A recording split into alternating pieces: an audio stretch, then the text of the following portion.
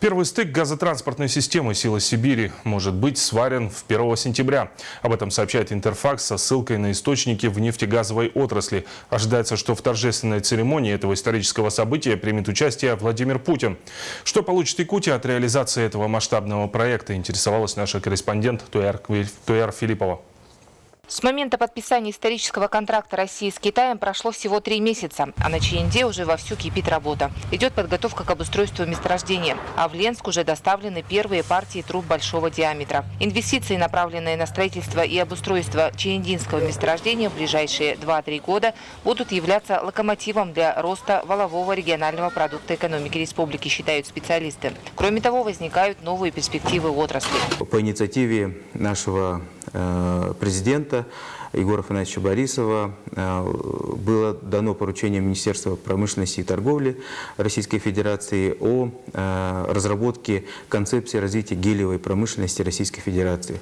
То есть на базе якутского месторождения, чаяндинского месторождения, по сути, мы говорим о начале формирования совершенно новой отрасли в Российской Федерации. Следующим этапом мы для себя видим начало реализации проектов по переработке природного газа. Это и проекты по газохимии. Настаивает руководство республики на необходимости привлечения к работам местных предприятий и подготовки квалифицированных кадров из числа якутян. И сотрудничество республики с дочерними компаниями «Газпрома» по обеспечению кадрами и их подготовки уже началось.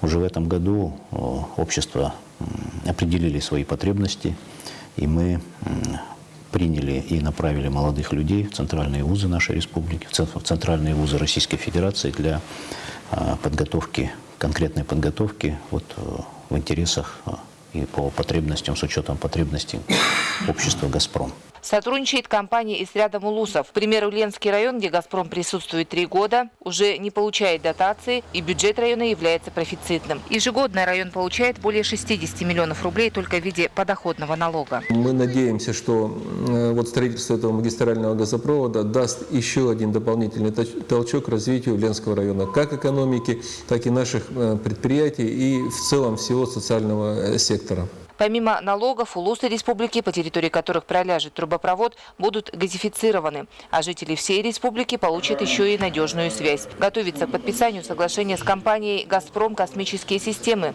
по доступу к ресурсам нового спутника Ямал-401. Это позволит еще и снизить тарифы на спутниковый интернет в 2-3 раза. С 2015 года мы также сможем другую часть Якутии, которую не видим с 90 точки, покрывать существующим Ямал-300К. То есть поэтому, в принципе, мы полностью группировкой спутника Ямал можем обеспечить, как говорится, потребности республики. Стратегическая же цель проекта – поставки трубопроводного газа в Китай, начиная с 2018 года. На чаяндинском месторождении будет добываться до 25 миллиардов кубометров газа и не менее 1,5 миллионов тонн нефти в год. Туяра Филиппова, Денис Семенов, Василий Слепцов, Семен Васильев, НВК «Саха», Якутск, Ленск.